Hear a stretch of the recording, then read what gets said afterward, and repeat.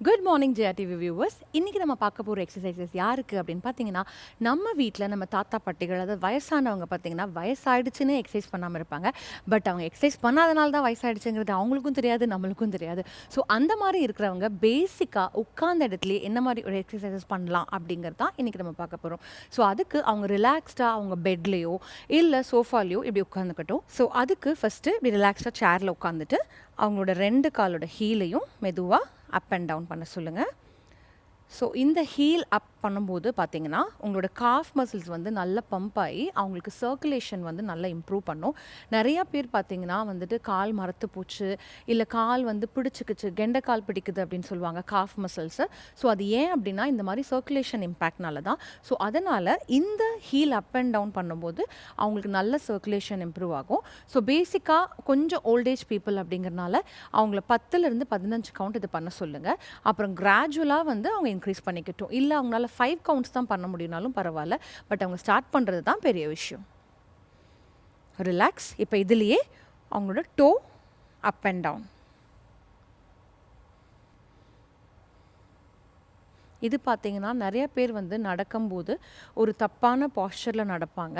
அதனால் அவங்களோட ஷின் போன், இந்த போன் வந்து நல்லா டேமேஜ் ஆகிருக்கும். ஸோ அந்த மாதிரி இருக்கிறனாலையும் முட்டி வலி வரும். ஸோ அந்த மாதிரி இருக்கிறவங்களுக்கு இந்த டோ அப் அண்ட் டவுன் வந்து நல்ல ஒரு ஸ்ட்ரென்தனிங் கொடுக்கும்.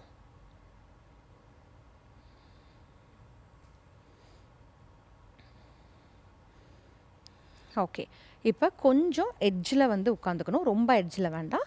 ஜஸ்ட் இப்படி கையை வந்து சேரோட சைடில் இல்லை பெட்டோட சைடில் பிடிச்சிட்டு மெதுவாக மார்ச்சிங். ஸோ மார்ச் பாஸ்ட் பண்ணுற மாதிரி ஸ்லோவாக பண்ணணும்.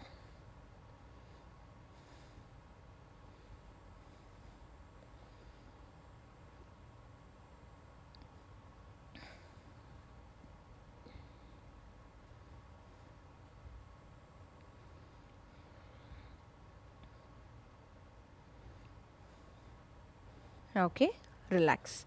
இப்போது முட்டி வலி எல்லாம் இல்லை, ஓரளவுக்கு நார்மலாக இருக்காங்க அப்படின்னா இந்த எக்ஸசைஸ் பண்ணலாம். இன்கேஸ் முட்டி வலி இருக்குது அப்படின்னா அவங்கள கவுண்ட்ஸ் கம்மியாக பண்ண சொல்லுங்கள். ஸோ 2 கையும் இப்படி க்ராஸ் பண்ணிக்கணும். க்ராஸ் பண்ணிவிட்டு மெதுவாக எந்திரிக்க சொல்லுங்கள். அப்புறம் அப்படியே உட்காரணும். திருப்பி எந்திரிக்கணும். ஸோ அவங்க உட்காரும் போதும் எந்திரிக்கும் போதும் சப்போர்ட் வேணும்னா சப்போர்ட் பண்ணியும் அவங்க உட்காந்து எந்திரிக்கலாம். இல்லை யாராவது ஆப்போசிட்டில் இருக்காங்கன்னா அவங்க கையை பிடிச்சிட்டு கூட உட்காந்து எந்திரிக்கலாம்.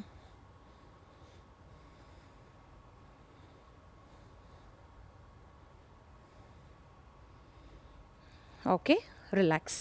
இப்போது next balancing exercise. So chair இல்லைனா வந்து பெட் சைடு யூஸ் பண்ணிக்கோங்க. ஸோ சேர் இல்லை பெட் டேபிளை இப்படி சப்போர்ட் பண்ணிவிட்டு ஒரு காலை பின்னாடி மடக்கி அப்படியே ஹோல்ட் பண்ணுங்கள். ஸோ இது வந்து சிங்கிள் லெக் பேலன்சிங் எக்ஸசைஸுமாங்க. நம்மளுக்கு இது ஈஸியாக இருக்கும். பட் வயசானவங்களை பொறுத்தளவுக்கு இது கொஞ்சம் கஷ்டமாக இருக்கும். ஸோ நல்லா அவங்க சப்போர்ட் எடுத்து கேர்ஃபுல்லாக கூட ஒருத்தவங்க நின்று இந்த எக்ஸசைஸஸ் சொல்லிக் கொடுங்க. ரிலாக்ஸ். இன்னொரு கால்.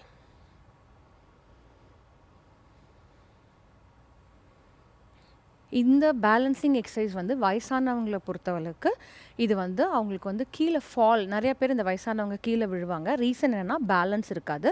Again repeat. ஸோ அந்த பேலன்ஸ் வந்து இந்த சிங்கிள் லெக் ஸ்டாண்ட்ஸ்னால நல்லா இம்ப்ரூவ் ஆகும்.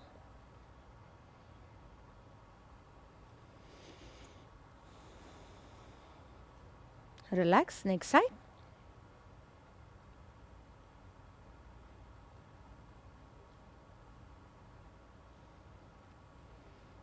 ரிலாக்ஸ்.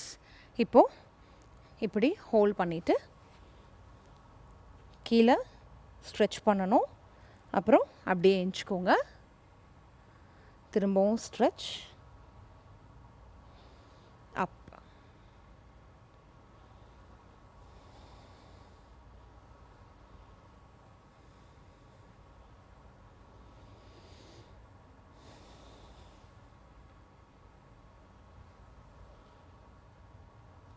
ரிலாக்ஸ். ஸோ இந்த எக்ஸசைசஸை நீங்கள் உங்கள் வீட்டில் இருக்கிற தாத்தா பாட்டி இல்லை வயசானவங்க யாரை பார்த்தாலுமே இந்த எக்ஸசைஸ் அவங்களுக்கு சொல்லி கொடுக்கும்போது அவங்களுக்கு வந்து நல்லா பேலன்ஸ் இம்ப்ரூவ் ஆகும். அட் த சேம் டைம் நீ பெயின், காஃப் பெயின் இந்த மாதிரி நிறைய பெயின்ஸ் அண்ட் ஏக்ஸோடு தான் அவங்க இருப்பாங்க. ஸோ இந்த சின்ன சின்ன ஸ்ட்ரென்தனிங் எக்ஸசைசஸ் அவங்க டெய்லி பண்ணும்போது அவங்களுக்கே ஒரு ஸ்ட்ரென்த் வந்த மாதிரியும் ஒரு பூஸ்ட் வந்த மாதிரியும் இருக்கும். ஸோ இதை கண்டிப்பாக ஃபாலோ பண்ணுங்கள், ட்ரை பண்ணுங்கள். தேங்க்யூ.